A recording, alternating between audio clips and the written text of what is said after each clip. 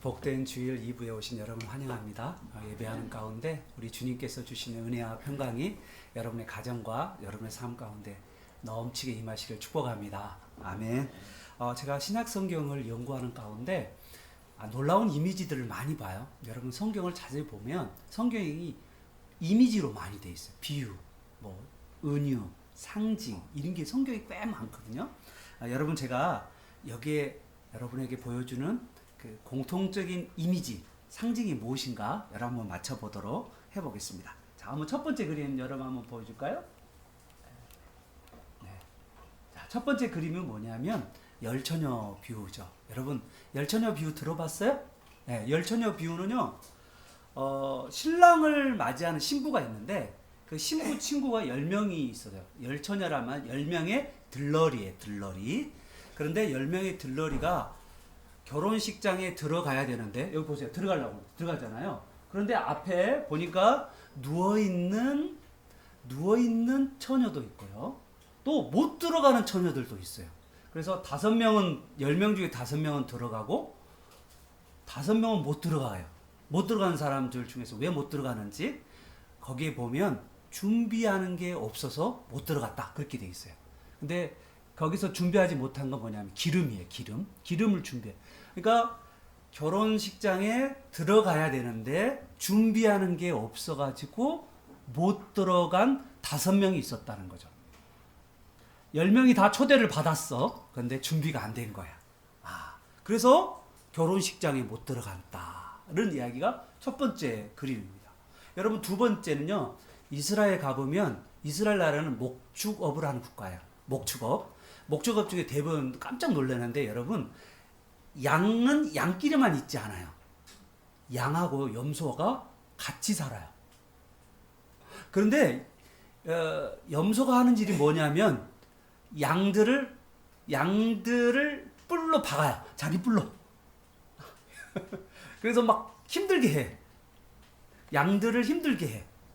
이게 양과 염소인데 같이 살잖아요. 그런데 마침내 양은 양끼리, 염소는 염소끼리 구별되는 날이 있다는 거야. 자, 세 번째 이미지는 뭐냐면 이스라엘 나라는 또 농업도 해요. 밀가보리가 있거든요. 그런데 봐봐요. 알곡과 가라지, 쭉정이 이렇게 말할 수도 있고요. 알곡과 쭉정이가 있는데 추수 때가 되면 같이 밭에요. 알곡과 쭉정이, 알곡과 가라지가 이렇게 같이 자라요. 한 밭에 똑같이 자라요. 그런데 어떻게 했냐면 추수 때가 딱 되면 알곡은 어디로 가냐면 곡간으로 들어가요. 그리고요, 저 가라지 쭉정이는 추수 때가 되면 어떻게 되는지 알아요? 불구덩이에 들어가요. 이거는 불 때는 용도로 쓰이는 거죠. 이미지가 아주 선명하죠. 네. 그다음에 마지막에 여러분 이것도 충격스러워요. 여인들이 음식을 만들면 뭐 하냐면 이스라엘 사람들은 맷돌을 갈아요. 오늘날 이야기하면 믹서기 이렇게 막 가는 거 있잖아요. 맷돌 가는데 여러분 자세히 봐요. 이 그림을 잘 보면 약간 놀랄 그림이 하나 있어요. 이 그림에 여인 두 사람이 있는데 한쪽 여인 위에는 뭐가 있어요? 한쪽 여인 위에는 뭐가 있죠? 손이 있어요. 손. 한쪽 여인에는 손이 없어요. 어느 날 갑자기 똑같이 일상적인 일을 하고 있는데 어떤 사람은 손이 와가지고 데려가요. 어떤 사람은 그냥 버림을 받아요. 아니 똑같이 일하고 있는데 어떤 사람은 데려가고 어떤 사람은 버림받는 그런 날이 온다는 거예요. 여러분 이게 공통적으로 뭐에 대한 이미지일 것 같아요? 공통적으로 이게 뭐에 대한 이미지일 것 같아요? 열처녀 비유, 양과 염소의 비유, 가라지 알곡 비유, 맷돌을 가는 두 여인의 비유가 뭐에 대한 이야기일 것 같아요? 예, 마지막 때가 있다. 마지막 때가 되면 갈라진다. 심지어는 한 방에 있는 똑같은 여인도 갈라지고 같이 목축업하고 있던 양과 염소 중에 갈라지고, 여러분 놀랍잖아요? 같은 밭에 있는 알곡과 가라지가 갈라지고 똑같은 10명의 들러리 친구가 있는데 5명은 들어가고 5명은 못 들어가는 그런 때가 있다. 여러분 약간 소름 끼치지 않나요? 저는 이게 종말에 대한 이야기거든요. 종말. 여러분 종말이라는 이야기가는 두 가지를 가지고 있어요. 따라서 해볼까요? 종말 따라서 해보자. 봐요. 첫 번째는 뭐냐면 개인적 종말. 시작. 개인적 종말. 개인적 종말은 뭐냐면 죽음이에요. 여러분 죽음. 요즘 수해 중에 많은 분들이 죽었잖아요. 그죠? 그죠? 이 개인적인 죽음이 있어요. 갑자기 여러분 5성 차도 지하차도로 들어가는데 5분 만에 5성 지하차도가 찼어요. 사람이 못 나오고 거기서 죽었어요. 갑자기. 그냥 출근길인데. 최근에 있었던 이야기예요. 갑자기 죽게 되는 거예요. 이런 일들이 개인적으로도 종말이 와요. 개인적 종말이 죽음이에요. 근데 두 번째 종말이 있는데 그거는 뭐냐면 우주적 종말, 지구적 종말이에요. 이 종말이 반드시 온다라는 거예요. 여러분 성경에 신약 성경, 여러분 성경 중에서 종말에 대한 이야기가 신약 성경에 학자들이 연구를 했어요. 종말에 대한 이야기, 재림에 대한 이야기가 신약 성경에 몇 번 예언되었을까? 몇 번 기록되었을까? 오늘 여러분 이것도 사실 잘 보면 이 종말에 대한 이야기예요. 이야기가. 그런데 이걸 포함해서 총 몇 번 정도가 될 것 같아요. 여러분 생각에. 대충 한번 맞춰봐. 종말 이야기. 반드시 종말이 온다. 그 이야기가 성경에 몇 번 정도 기록됐을 것 같아요. 대충. 한 몇 번. 지금 최소한 4번은 좀 있죠? 자, 4번은 있고 그 다음에 재림과 종말에 대한 이야기가 최소한 몇 번 정도 있을 것 같아요. 예? 20번? 20번. 너무 낮아요. 더 업 해야 돼요. 한참 업 해야 돼요. 100번? 업 더 해야 돼요. 1000은 다운 해야 돼요. 500 다운 해야 돼요. 예. 150 업 해야 돼요. 예, 300에서 조금 넘어가면 318번이에요. 여러분 성경에 나와 있는 딱 한 단어라도 그것이 있으면 그건 이루어져요. 그런데 종말과 재림에 대한 이야기는 무려 318번. 그것도 신약 성경만. 구약을 하면 더 많아. 신약 성경에. 그러니까 이렇게 성경에 재림과 종말에 대한 이야기는 엄청나게 많다는 거예요. 여러분 종말이 있는 줄 여러분 믿으시길 바랍니다. 반드시 여러분 개인적으로 죽음이 있어요 없어요? 사람은 반드시 죽어요 안 죽어요? 죽어요. 그런 것처럼 이 우주도 종말, 이 지구도 종말이 반드시 있어요. 반드시 있어요. 그럼 꼭 그 재림과 종말의 날을 여러분 꼭 기억하시길 바라요. 그러면 종말, 재림의 날에 어떤 일이 벌어지냐면 두 사건이 벌어져요. 자, 보세요. 여기도 갈라졌죠? 한 사람은 구원을 받아요. 구원을 받는데 이 날은 뭐냐면 어떤 날이냐면 신랑이 신부를 데리고 오는 아주 축제의 날이에요. 구원의 날이고 축제의 날이에요. 종말은요, 구원의 날이고 축제의 날이고 가장 행복한 날이에요. 누구한테요? 예수님을 모신 사람들한테. 두 번째, 어떠냐면 이 종말의 날, 재림의 날은요, 가장 슬픈 날이고 고통스러운 날이고 끔찍한 날이에요. 어떤 사람에게요? 예수님을 받아들이지 않은 사람에게는. 그래서 오늘 이 종말의 날에는 구원과 심판, 구원과 고통, 행복과 고통, 끊임없는 고통이 있는 그 날이 바로 어떤 날이냐? 바로 종말의 날이라는 거예요. 자, 여러분 종말 이야기 들어보면 우리나라에 실제 있었던 이야기예요. 종말에 대해서 들어보는 가운데 어떤 일이 우리나라에 있었냐면 이 사람이 있었어요. 제가 대학교 다닐 때 이 사람이 있었어요. 어떤 사람들이냐면 1992년 10월 28일 전 지금도 안 잊어요. TV에도 나왔고요. 이 장면이 여러분 태어나기 전이죠? 여기서 이렇게 김시영 집사님 아시겠네? 예, 그때 보셨죠? 예, 초등학생이었나요 그때? 중학생이었나요? TV에 있었는데 여기에 보면 서울에 있는 성산동이라고 하는 여기 마포구 성산동에 다미 선교라는 선교에 있었어요. 다가올 미래를 준비하라는 다미 선교회. 거기에 이장님이라는 목사님이 있었는데 지금은 개종을 했어요.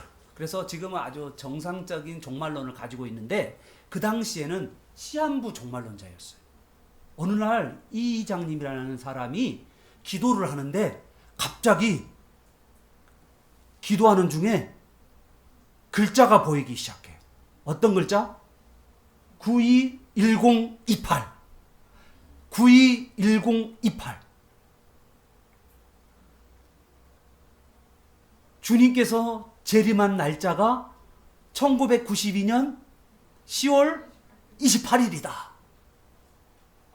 그래가지고 어땠냐면 완전히 사람들이 그날 거기 다미 선교회 뿐만 아니라 전국의 한 100개의 교회에서 다미 선교의 영향을 받은 100개의 교회에서 모두가 미치도록 흰옷 입고 막 붉을 때 이렇게 엄청 기도했어요. 근데 그때 주님이 재림하셨을까요? 예, 지금 재림하시면 여러분 없어요. 여러분 없어요. 그때 안 했어요. 근데 어땠냐면 이 시한부 종말론 정해졌다. 주님 오실 날이 딱 정해졌다라고 말하는 이 사람들 때문에 어떤 사람은요 직장 그만두고요, 어떤 사람은 학업 포기하고요, 어떤 사람은 자살하고요, 어떤 사람은 가정이 다 무너져 버리고요. 그런 일들이 생겼어요. 정말 이거 한 걸로 해서 사회가 전체적으로 술렁였던 그 적이 있었어요. 이거요 아주 잘못된 성경에 여러분 종말 재림은 반드시 있지만 종말의 날짜 언제 기록됐을까요? 안 됐을까요? 안 됐어요. 그런데 자기가 뭔가 받았다라고 이야기해서 이 종말을 딱 정해놓고 이 종말은 누가 하는데? 하나님이 하시는 거거든요. 시행을. 예수님이 그때 심판자로 오시거든요. 그런데 이건 하나님의 고난인데 인간이 뭔가 안다고 하다가 완전히 기독교가 욕을 먹는 그런 때가 있었어요. 이걸 시한부 종말로 아주 잘못돼요. 또 한 가지가 있는데 여러분 이거 꼭 알아야 돼요. 지금은 어느 시대와 비슷하냐면 노아 시대와 비슷해요. 노아 시대 때는 어땠냐? 여러분 잘 해봅시다. 자, 우리 한눈으로 바라본 파노라마, 구약 파노라마 시작. 창조, 타락, 홍수. 기억나죠? 그 홍수. 창세기 6장에 나와 있는 홍수예요. 여러분 홍수 때 어떠냐면 사람들 홍수가 내려올 때 홍수가 왔어요. 홍수는 어떻게 터졌냐면 여러분 하늘에 물이 쏟아졌어요. 하늘에 물층이 쏟아졌는데 하늘에 엄청난 물이 큰 물층이 있었거든요. 그 물이 하늘에서 다 쏟아졌어요. 그리고요 바다에 있는 각 곳마다 바다에서 물이 터져 올라왔어요. 솟구쳐 올랐어요. 그러니까 바다에 있는 물이 솟구쳐 올라오고 땅에서도 물이 솟구쳐 올라오고 그 다음에 하늘에서 물이 쏟아지고 그러면서 완전히 다 쓸어버리는 이 지구를 쓸어버리는 그래서 지구의 가장 높은 곳 위에 15m 위까지 올라가는 그런 홍수가 있었어요. 노아 홍수인데. 근데 그때 사람들이 어떻게 사느냐. 홍수 전에 모습인데 여기 봐요. 여기 그림 봐요. 먹고 마시고 취하고 막 사람들 때리고 죽이고 막 음란하고 악하고 잔인하고 그래서 성경이 뭐라고 써있냐면 하나님의 보시기에 매우 악하더라. 어떻게 저런 사람들이 우리로 이야기할 때 정말 어떻게 인간이 저러나 할 정도로까지 인간이 타락했어요. 너무너무 타락했어요. 그래서 하나님이요 너무너무 더러우니까 물 청소해버린 거예요. 그게 바로 물로 심판하는 거예요. 그때 몇 명 남은 줄 알아요? 그때 노아라는 사람이 전도를 했어요. 무려 몇 년 동안 전도했냐면 120년 동안 전도를 했어요. 그런데 노아의 이야기를 들을까요? 안 들을까요? 안 들었어요. 그래서 노아의 가족 8명만, 딱 8명만 살게 된 사건이 바로 노아 시대에 하나님께서 심판하시는 물 심판이 있었어요. 그때 사람들은 노아의 이야기를 기뚱도 안 들어요. 혹시 여기 앉아있는 친구들 중에서 이런 분도 있을 거예요. 지금 목사님이 종말의 재림에 대해 이야기하는데 진짜 있을까? 목사님 말 진짜 만들 걸까? 저는 분명하게 여러분에게 말합니다. 재림이 있습니다. 분명하게 말합니다. 우주적 종말이 반드시 있습니다. 분명히 말합니다. 개인적으로도 종말이 반드시 와요. 여러분, 제가 보면 이번에 사람들 좀 죽을 때 그 전화 통화하는 이야기도 있어요. 마지막에 아내에게 통화하는. 내가 조금 더 잘할 걸. 모든 사람들이 어느 날 갑자기 죽음이 와요. 그잖아요. 그때를 언제야? 알 수 없잖아요. 내가 조금 더 하나님께 신앙생활 잘할 걸.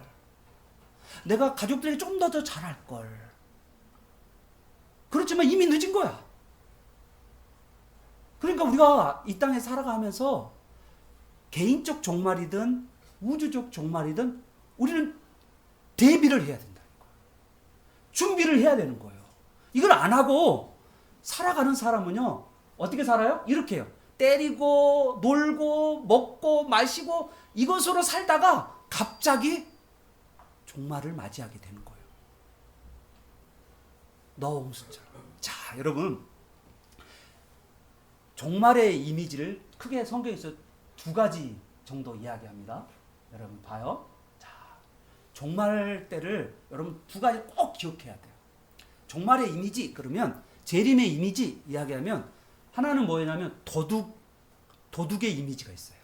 여러분, 도둑이 저희 어렸을 때 우리 주영이가 갓난 아이가 있을 때, 돌도 안 됐을 때 저희 집에 낮에 도둑이 들어왔어요.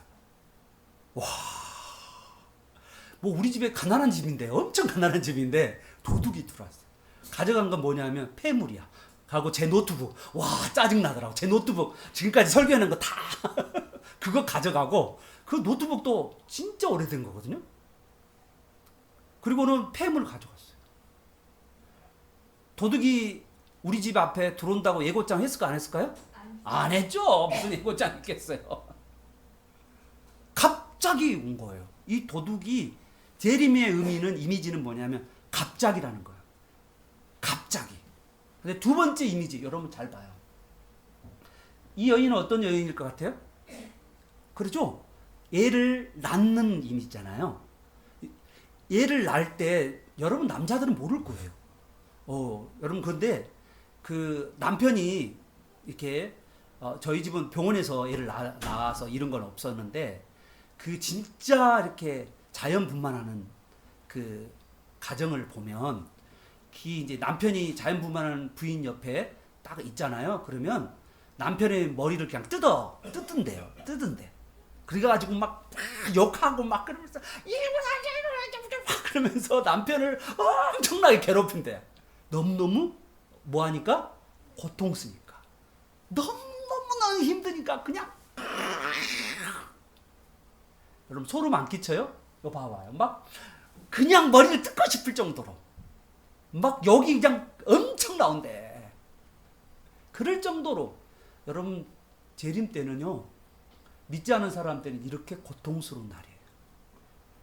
상상을 초월할 정도로 고통스러운 날이 바로 재림의 날. 우리 믿는 사람들은 뭐 하는 날이죠? 결혼식 날이고 축제의 날이고 너무나도 기쁜 날이에요. 재림을 우리는 기다릴까요? 아니면 재림을 무서워할까요? 재림을 기다리는 여러분 되시길 축복합니다. 예. 근데 준비를 어떻게 해야 될까요? 잘해야 돼요. 아주 준비를 잘해야 돼요. 그러면 제가 여러분에게 준비를 어떻게 잘 할 수 있을까? 자, 자, 여러분하고 잠깐 나눠보도록 할게요. 자, 보세요. 자, 여러분 준비를 잘하려면 우리 한번 읽어볼까요? 우리 5장 6절 우리 한번 읽어보겠습니다. 우리 시작. 오직 깨어 정신을 차릴지라. 정신 차려. 정신 차려. 지금 그럴 때 아니야. 그 이야기예요 지금. 오, 세죠. 오, 충격적이죠. 깨어있어. 지금이 너 지금 잠잘 때가 아니야. 너 지금 그렇게 살 때가 아니야. 큰일 나. 그렇게 살면. 이 이야기예요 지금. 무섭죠? 갑자기 놀랬죠 여러분도. 여러분 눈이 땡그레졌네요. 맞아요. 이런 분위기. 막 깨어있는 분위기. 여러분 그러면 재림을 준비하기 위해서 우리는 어떻게 해야 될까요? 교회에 매일 학교 때려쳐. 직장 김비사님 직장 그럼 짜. 오집사님 직장 그럼 차. 그 따위가 지금 재림이 종말이 가까이 오고 있는데 그 따위 공부하지 마 너네들. 우와 좋지 공부하지 말라니까. 우리 경민이가 너무 좋아하네. 좋아. 그런데 그러지 말라는 거야. 정신 차리라는 말을 오늘 저는 2가지 정도 딱 이야기하고 저는 딱 마칠 거예요. 진짜 중요한 이야기예요 여러분. 정신 차리라는 이 이야기가 뭔지. 이 준비한다는 말이 어떤 거냐면 이런 거예요. 여러분 최근에 우리 2학년 아이 친구들이 기말고사를 봤어요. 그죠? 자, 기말고사를요 여러분 잘 준비한 사람들은 어떨까요? 그날 이야 내 실력을 한 뻔때를 보여줘요. 이놈들 내가 얼마나 공부 잘하는데. 너네들 보기엔 내가 찌찌찌처럼 보이지만 이번에 기말고사 때 내가 뻔때를 보여준다. 어떤 사람이 이런 말을 할 수 있을까요? 기말고사를 잘 준비한 사람, 대비한 사람. 근데 내가 기말고사 준비 안 됐어. 그러면 어떻게 할까요? 그냥 정말 너무 힘든 거지. 고통의 날이 기말고사야. 너무너무 힘든 거야. 마음고생하는 거야. 채점하면 그냥 비가 막 쏟아져. 쭉쭉쭉쭉. 마음이 괴로워. 그런 준비하는 사람과 준비 안 하는 사람의 차이가 있다는 거죠. 자, 그러면 우리가 어떻게 재림을 준비할지 첫 번째 그림입니다. 여러분 보십시다. 자, 따라서 해봅시다. 자, 어떻게 재림을 준비하냐면 첫 번째 우리는 예수님 안에 살아야 됩니다. 시작. 우리는 예수님 안에 살아야 됩니다. 그 말을 고상한 영어로 우리 학교에서 배운 거예요. 신학교에서 배우는 걸 뭐라 하냐면 그리스도와의 연합. 영어로는 뭘까요? Union with Christ. Union이란 말은 예수님과 연합됐다 우리가. 그래서 성경이 뭐라고 했냐면 예수님 안에 내가 그리고 내가 예수님 안에 살아가는 신앙생활이다라고 이야기하는 거예요. 여러분 우리나라의 가장 큰 문제가 뭔지 알아요? 우리나라의 구원론이 상당히 문제가 좀 심각해. 뭔지 알아요? 왜 그런지 알아요? 어떤 사람이 구원받았다 생각해요. 예수 믿으면 구원받았다 그러잖아요. 그런데요 여러분 그 예수 믿는다는 구원받는다는 것이 너무 축소적인 너무 일시적인 너무 단편적인 구원론을 가지고 있는 거예요. 여러분 예수 믿으면 구원받는다는 이 이야기가 여러분 너무 쉽게 생각하는 거예요. 아니요. 여러분 성경을 하나도 안 본 사람이 그렇게 이야기해요. 성경 본 사람은 그렇게 말 안 해요. 그렇게 말을 못 해요. 성경의 구원에 대한 이야기가 얼마나 풍성하게 되어 있는 줄 알아요? 그냥 여러분 교회 한번 나오면 그냥 예수 믿는다 마음에 딱 이렇게 이야기하면 구원받는다. 여러분요 이거 상당히 조심스러워요. 그런 이야기를 여러분 듣고 신앙하잖아요. 그럼 뭐 하는 줄 알아요? 교회를요 학원처럼 생각해요. 목사님 저 예전에 교회 다니다 끊었어요.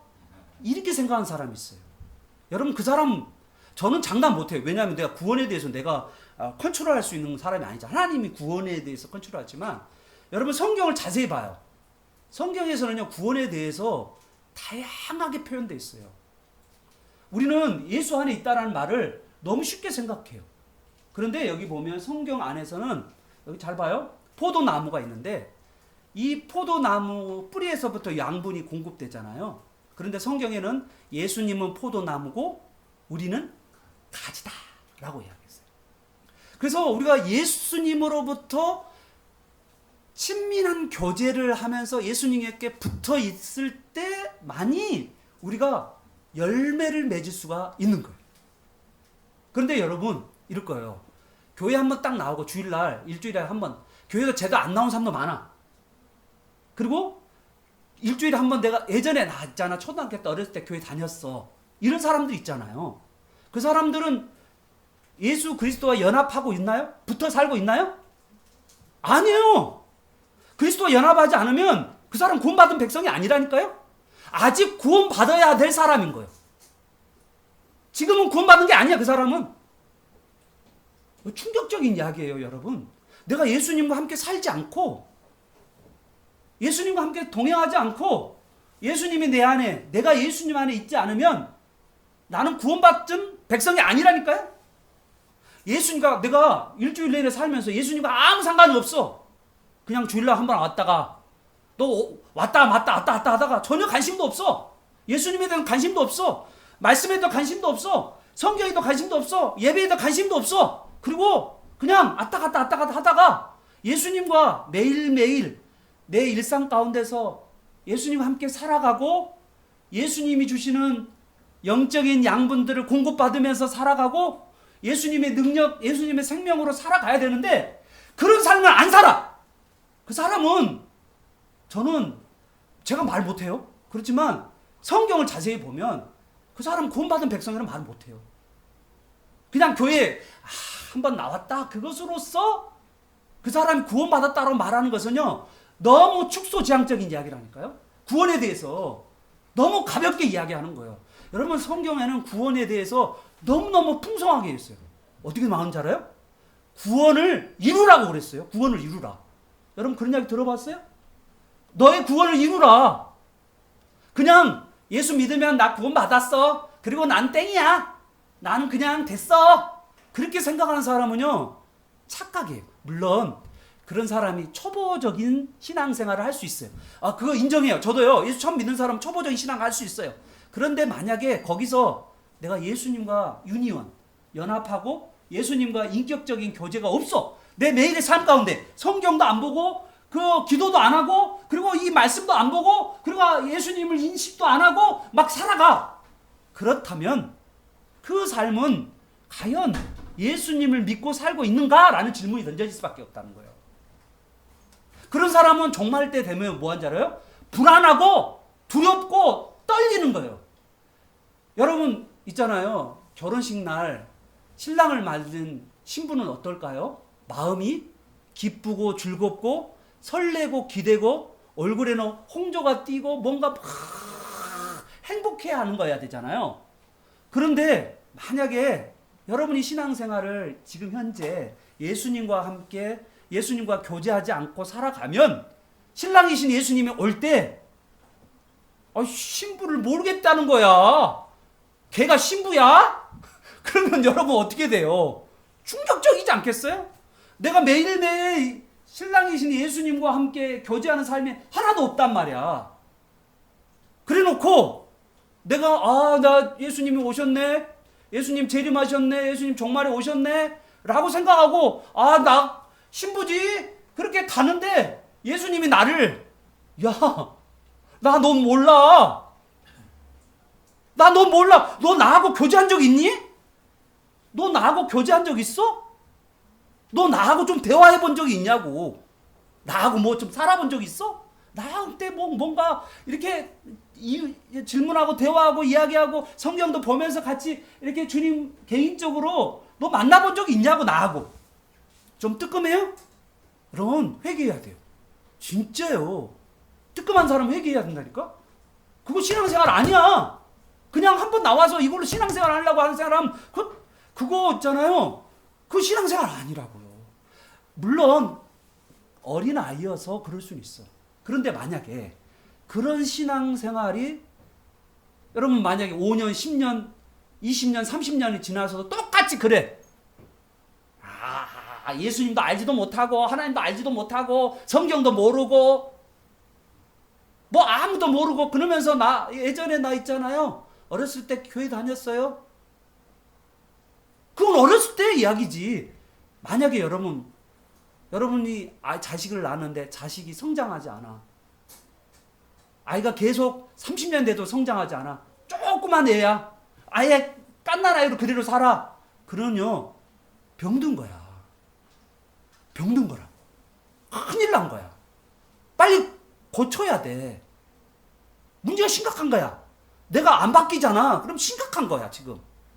그런데 이거를 도와주기 위해서 여러분의 신앙을 성장하고 예수님의 생명과 능력으로 살기 위해서 예수님이 여러분 안에 들어와 계시는 거예요. 여러분 10절을 한번 봐요. 너무나도 중요한 말씀이야.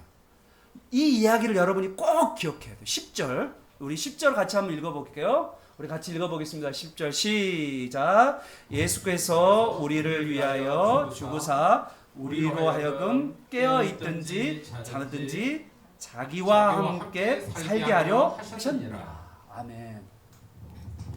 여러분, 오늘 예수님과 함께 살아가는 것이 여러분의 부르신 목적이라니까요.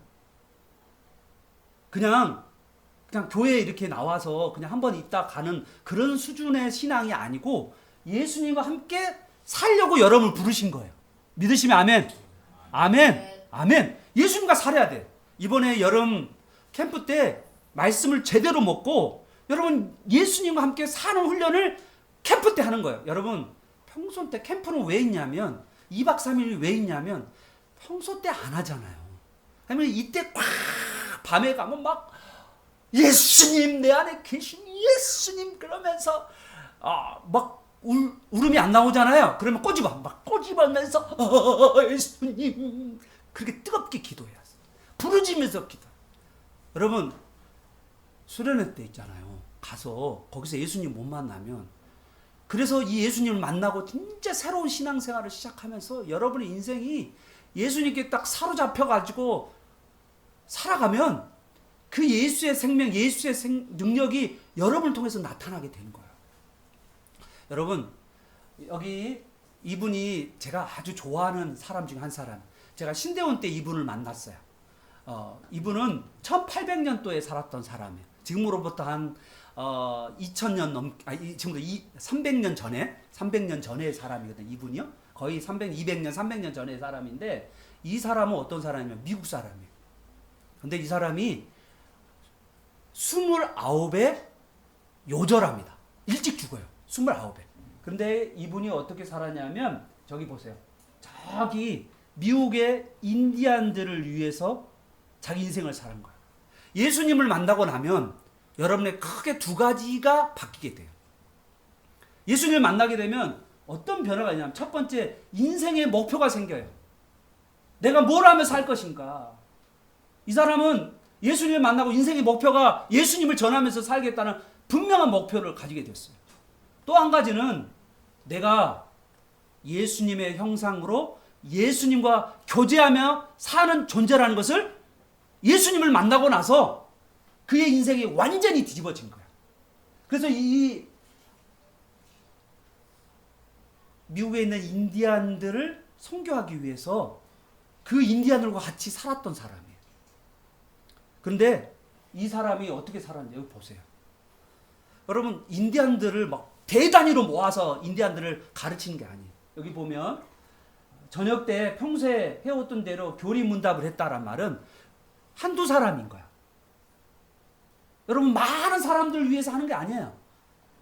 한두 사람, 우리로 하면 가족이면 자녀들을 위해서, 뭐냐면 친구들을 위해서, 다른 사람, 어린 동생들을 위해서 뭐 하냐면 여러분 내가 한두 사람을 위해서 말씀을 가르치는데 어떤 일이 벌어졌냐면 충격적인 말씀이 봐요. 여러분 보세요.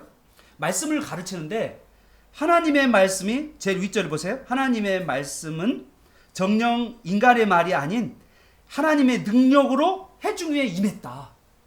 하나님의 말씀이 하나님의 능력으로 임했다는 거예요. 사람들한테. 그리고 뭔 일이 벌어졌냐면 성령께서 친히 임하셔서 사람들의 마음에 말씀이 있음을, 사람 마음에 지금 말씀이 들어간 것을 보았다는 거예요. 그리고 사람들이 그것의 말씀을 듣고 오라 공고한 사람이로다 내가 어찌할꼬 그러면서 번민하고 사람들이 회개하는 것을 보았다는 거예요. 심지어 더 놀라운 거요. 이 모임 중에 몇 사람 안 모여요? 없는데 인디아는 몇 사람 안 모이는 그 사람들에게 어떻게 했냐면 생명이 풍성하신 예수님께 나오도록 예수님께로 나오세요. 예수님 안에 사세요. 예수님 안에 계세요. 계속 예수님 안으로 들어오라고 초대를 했단 말이에요. 그랬더니 그 인디안들이 안에 은혜가 넘쳤다. 예수의 은혜와 예수의 생명과 예수의 능력이 무한 넘쳤다는 것을 그가 일기에 쓰고 있는 거예요. 이게 데이비드 브레이너드의 일기의 한 장면. 제가 그대로 찍었어요. 너무너무 좋아해서. 사랑하는 여러분, 우리는요, 영적인 각성들이 벌어져서 우리가 내 삶의 목적이 팍 바뀌어야 돼요. 내가 공부하는 목적이 바뀌어야 돼요. 내 살아가는 삶의 일상의 목적이 바뀌어야 돼요. 내가 어린 영혼들에게 이 예수를 전하는 거, 완전한 인생의 목표가 바뀐, 내가 하는 모든 일들은 내가 복음을 전하기 위해서 내 인생의 목적이, 내가 그림을 그린다면 그 그림이 예수님을 전하는 그림, 내가 의술을 갖는다면 예수님을 전하는 의사, 내가 외교관이 되고 싶다면 내가 예수님을 전하는 외교관. 중국에 있는 대사 중에서 김하중이라는 사람이 있는데, 이 사람은 자기가 책을 썼는데 나는 하나님의 대사입니다. 중국 대사인데 나는 하나님의 대사입니다. 하나님과 하나님을 알지 못하는 사람들 중간에 서서 하나님을 전하는 나는 대사입니다. 여러분, 우리 인생에 예수님을 만나고 나서 인생의 목표가 달라지고, 예수님을 만나고 나서 내가 예수님을 전하면서 예수의 생명으로 살아가는 그 삶을 딱 하지 않으면, 여러분, 병든 아이처럼 전혀 신앙이 자라지 않고 갓난 아이로 계속 베이브로 살아가는 거예요. 오늘 예수의 생명이 여러분 안에 충만히 머무시길 축복합니다. 예수님과 인격적인 친밀한 교제를 여러분 매일매일 가정 안에서 교회 안에서 해나가는 저와 여러분 되시길 축복합니다. 아멘. 여러분, 두 번째 여러분에게 권면한 거, 마지막 권면. 이거는요 11절이에요. 바울이 이 11절을 거론한 이유가 있어요. 잘 봐요. 11절 한번 읽어볼까요? 시작. 결론이잖아요. 그러므로 피차 권면하고 서로 덕을 세우기를 너희가 하는 것 같이 하라. 여기서 반복된 단어가 두 번인데 피차와 서로예요. 너무 중요해요. 피차와 서로라는 말은 뭐냐면, 우리가 구원받은 백성은요 혼자 신앙생활 할 수 없다는 거예요. 지금 가장 큰 문제가, 지금 보세요. 우리나라에 가장 큰 문제인 사람들이 있는데, 어떤 사람이냐면 예전에는 교회를 다녔어. 그런데 피차와 서로의 개념을, 말씀을 전혀 안 받은 사람들이 있어요. 여기 봐요. 피차 권면하고 피차 서로 덕을 세우는 일은 어디 하냐면 교회에서 하는 거거든요. 교회에서 이렇게 서로를 도와주고 서로를 세워주는 일을 해야 돼요. 그런데 이 피차라는 개념을 모으고 뭐한 줄 알아요? 여기 보세요. 가나안 성도. 가나안 성도가 무슨 성도인지 알아요? 거꾸로 해봐요. 가나안이 거꾸로 해봐요. 가나안 거꾸로 해봐요. 안 나가. 교회를 안 나가. 이게 성경에 피차 권면하고 서로 덕을 세우라고 하는 이 하나님의 이 준엄한 말씀 안에 종말을 대비하는 삶 가운데 공동체적인 삶을 살아야 되는데, 이 삶을 안 살고 지금 혼자 자기가 교회도 안 나가고, 그러면서 물어봐요. 당신 신앙이 뭐예요? 그럼 기독교요. 어느 교회 다녀요? 안 다녀요. 그런 사람들이 점점 늘어나고 있는 거예요. 근데 저는 성경을 보면 피차 서로라는 이 말은 공동체적인 신앙하지 않으면 구원받기가 어렵다는 말씀으로 저는 들려요. 교회 밖에 구원이 있을까요? 교회 밖에서, 이 신학적 논쟁이에요. 교회 밖에, 이 교회 공동체 밖에 구원이 있을까요? 여러분, 예. 교회 밖에는 구원이 없어요. 교회 바깥, 아웃, 교회 아웃 바깥에 있는 여러분 있는 사람들은요 구원이 없어요. 교회 안에서 교회의 돌봄을 가운데 교회가 어머니와 같이 여러분을 양육하고 그리고 말씀을 모르니 이 말씀을 알 수 있도록 씹어서 여러분에게 먹이고 그래서 여러분이 성장해서 예수 안에 예수의 생명, 예수의 능력으로 살 뿐만 아니라 그러한 가운데 서로를 위하여 사랑하고 돌보는 그런 공동체적인 삶을 살지 않으면 따라서 해볼까요? 교회적 자아. 시작. 교회적 자아.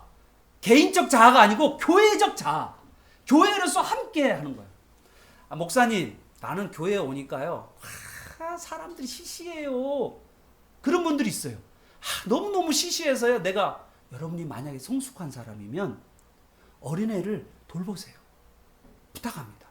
내가 말씀을 많이 안다라고 하면 그리고 내가 영적인 체험이 많다라고 하면 어린애를 좀 돌보세요. 붙들고 말씀도 나누고 기도도 같이 하고 여러분 좀 하세요. 중학교가 되면요 초등학생들 반사도 할 수 있어요. 초등학생들 전도도 할 수 있어요. 돌볼 수도 있어요. 함께 공동체로 생활하는 거예요. 여러분 혹시 이런 분도 있을 거예요. 우리 교회는 친구가 없어가지고 신앙생활. 여러분 왜 친구가 없어요? 위로 나이 드신 분도 있고 아래로 어린 사람도 있고 얼마나 많아요. 왜 꼭 친구 여러분요 친구 따라가다 보면 여러분 신앙이 안 자라요. 윗사람으로 신앙이 내 기준이 친구잖아요. 내 기준이 친구밖에 안 되기 때문에 늘 노는 친구들밖에 없잖아요. 근데 여러분 어른들 중에서 데이비 브레이너라는 사람을 만나봐요. 저분의 신앙을 보세요. 예수님의 신앙을 따라서 살아가는 바울을 보세요. 여러분 그리고 교회 안에 목사들 그리고 교사 선생님 집사님들의 사람들의 모습을 보세요. 거기서 성장할 수 있어요. 여러분 또 여러분이 성숙하고 또 사람들이 여기 없다고 생각한다면 어린 아이들을 여러분이 한번 전도하면서 돌봐보세요. 그러면 여러분이 성장하게 돼요. 여러분 하브루타를 우리가 왜 합니까? 하브루타는요 내가 알고 있는 예수를 전하는 거예요. 내가 알고 있는 말씀을 나누는 거예요.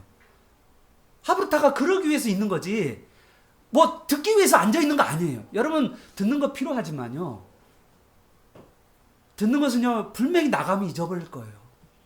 그런데 여러분이 잊지 않은 방법은요 가르치는 거예요.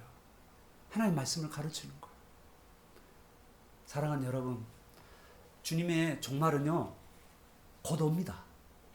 성경에는 뭐냐 하면 오신다고 있어요. 지금 성경에 예수님께서 요한계시를 보면 지금 오고 계신다라고 이야기해요. 오고 계셔요. 저 지금 어디 오는지 몰라. 저기 어느 쪽에서 오고 있는지 모르지만 지금 주님이 오고 계셔요. 재림하고 계셔요. 지금 이 땅에 안 오셨을 뿐이지 지금 출발했어요. 이미 출발했어요. 오고 계신다고요. 그 가운데 우리가 주님의 재림을 대비하기 위해서 우리는 예수 안에서 예수님과 인격적 교제를 삶을 살아가는 저 여러분 되시길 축복합니다. 두 번째 공동체적인 자아를 가지고 피차 권면하고 피차 기도하고 피차 섬기는 아름다운 공동체를 이뤄가는 저와 여러분 되시기를 예수 그리스도의 이름으로 축원합니다. 아멘.